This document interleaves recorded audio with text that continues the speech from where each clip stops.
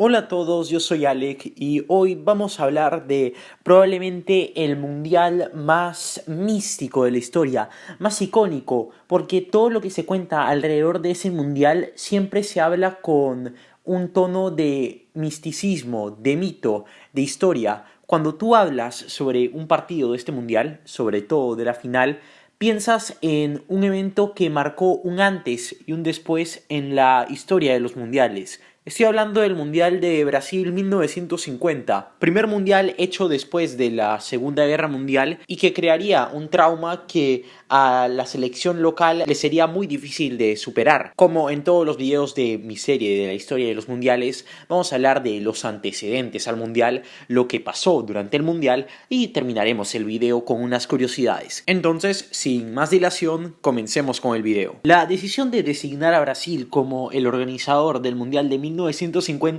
no fue tan difícil como algunos pueden pensar, porque Brasil ya se había postulado antes para organizar la cita mundialista después del Mundial de Francia 1938, cuyo video ya hemos subido, y si no has visto videos de la serie Historia de los Mundiales, te recomiendo que los veas. Brasil se postuló para el Mundial de 1942 junto con Alemania, pero después de los eventos de la Segunda Guerra Mundial, Alemania junto con Japón quedaron vetados del torneo, así que Brasil quedó como la única opción para organizar el Mundial. ¿Por qué en 1950? La razón por la cual se decidió organizar el Mundial en 1950 y no en 1946 como hubiese parecido más ideal fue porque la mayoría de los países que habían luchado en la guerra no se sentían económicamente preparados para asistir a un mundial. Así que como la mayoría de los países no podía asistir, decidieron postergar la cita por unos años. Además de que 1948 no era una fecha ideal tampoco porque ese año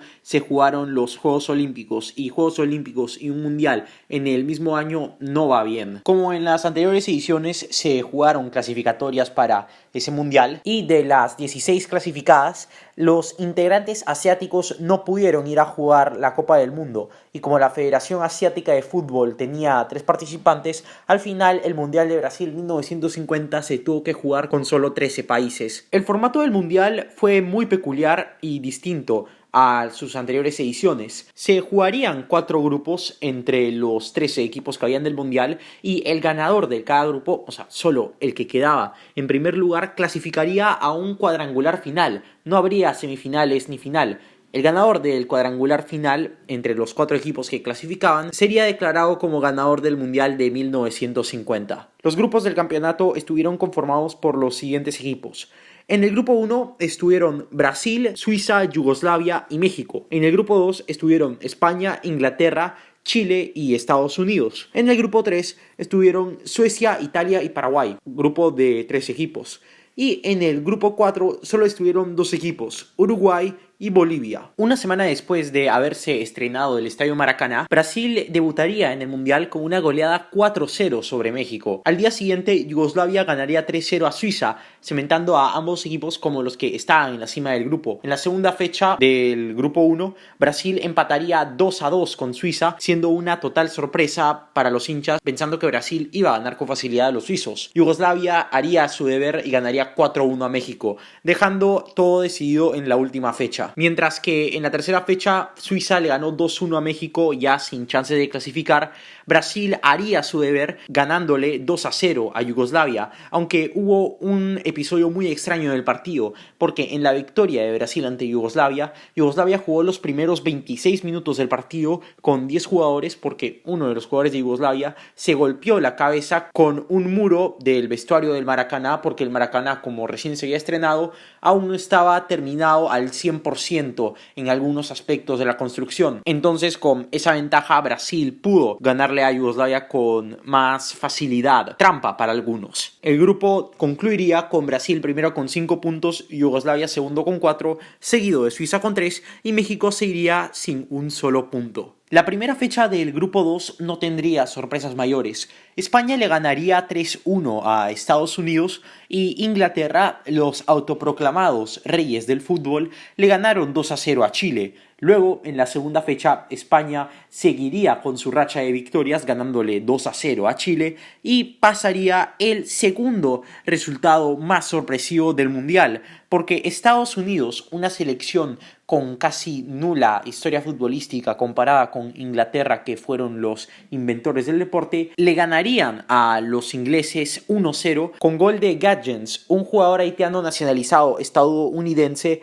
que le daría a Estados Unidos su victoria más épica en la historia de los mundiales, sin ofender a otros resultados de Estados Unidos buenos que haya tenido. El resultado de ese partido fue tan increíble que cuando la información llegó a Inglaterra, todos asumieron que debió ser un error y pusieron en los periódicos Inglaterra 10, Estados Unidos 1. La tercera fecha del grupo 2 seguiría con otro golpe para Inglaterra, porque España enlazaría su tercera victoria consecutiva y le ganó a los ingleses 1-0.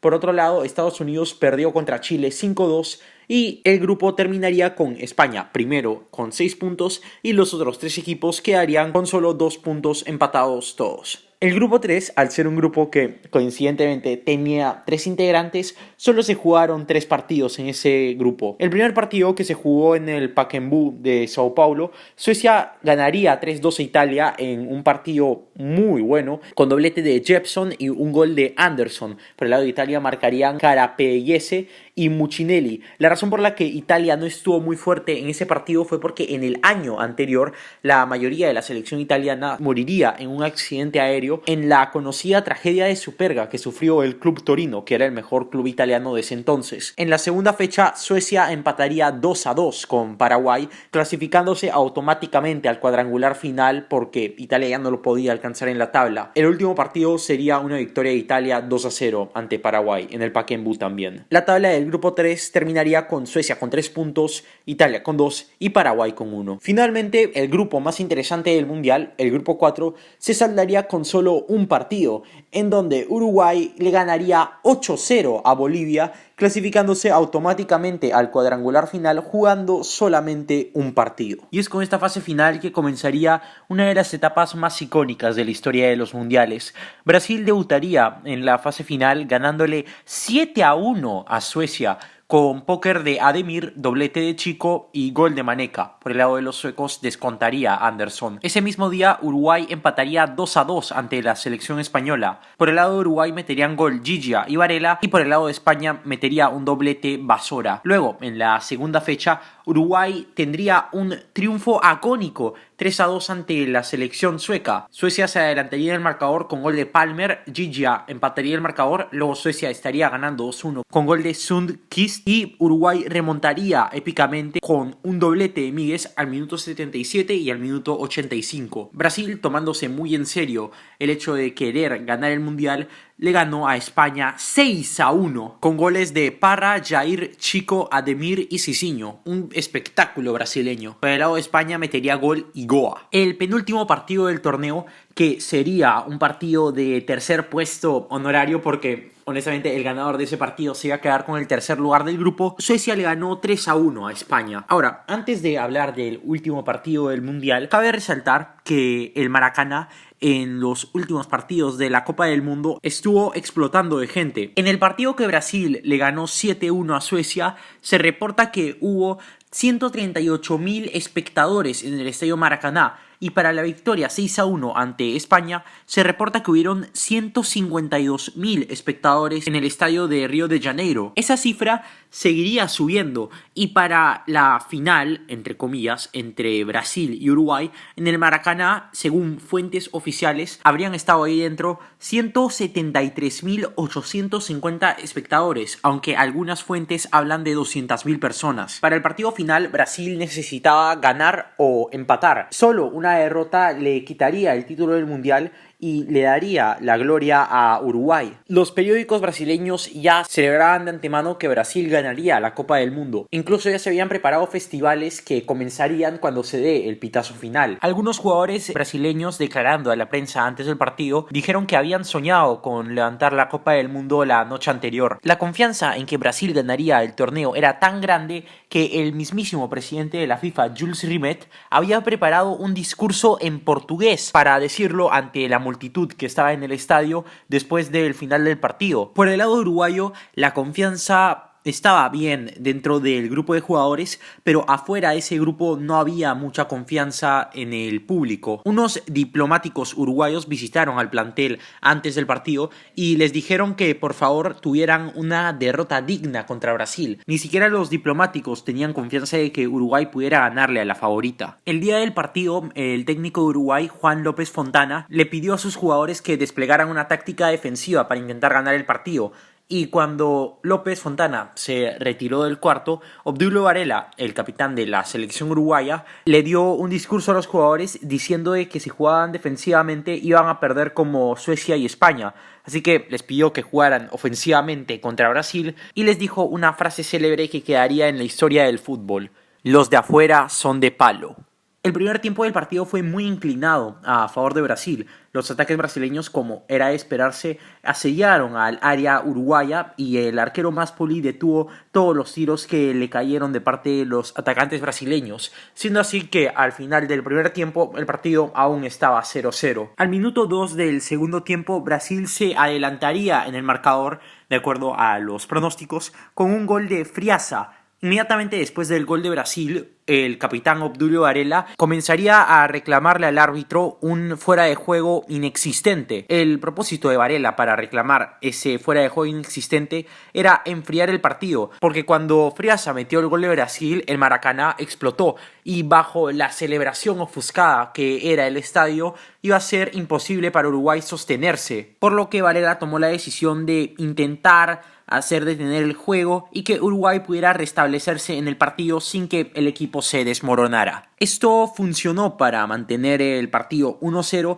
y al minuto 21 del segundo tiempo, Alcides Gilla se escapó por la derecha y tras simular que remataría la portería, le dio un pase al medio de área a Juan Alberto Schiaffino y Schiaffino igualó el marcador. Uruguay le estaba empatando 1-1 a Brasil en la final del Mundial. El público le reclamó a los jugadores brasileños que atacaran porque, de acuerdo a ellos, no iba a ser tan bueno que Brasil pudiera ser campeón del mundo simplemente empatando, porque el resultado le servía a Brasil y todos los jugadores brasileños se tiraron al ataque. Uruguay mantuvo su cerco defensivo y al minuto 34 del segundo tiempo comenzó un ataque donde Obdulio Varela le lanzó un pase a Alcides Gilla, que le dio el balón a Julio Pérez, que se la devolvió a Gilla, o sea, una pared. Gilla superó al defensa Bigode. Gilla fingió que iba a lanzar un centro para engañar al arquero brasileño Moacir Borbosa y eso hizo que Gilla inmediatamente rematara al primer palo y Uruguay ganaba 2-1 el último partido del Mundial. Después del gol de Gilla, el Maracaná de repente se silenció.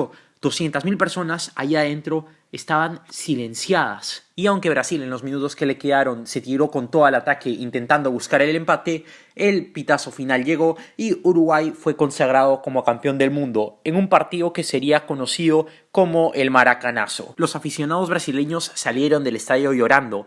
El presidente de la FIFA, Jules Rimet, le dio la Copa del Mundo en el vestuario a Varela sin siquiera poder darle unas palabras de felicitaciones o un discurso. En medio del silencio de Río de Janeiro terminaba la Copa del Mundo de 1950. Curiosidades. 1. ¿Recuerdan que dije al principio del video que las selecciones asiáticas no pudieron viajar al mundial por culpa de dinero?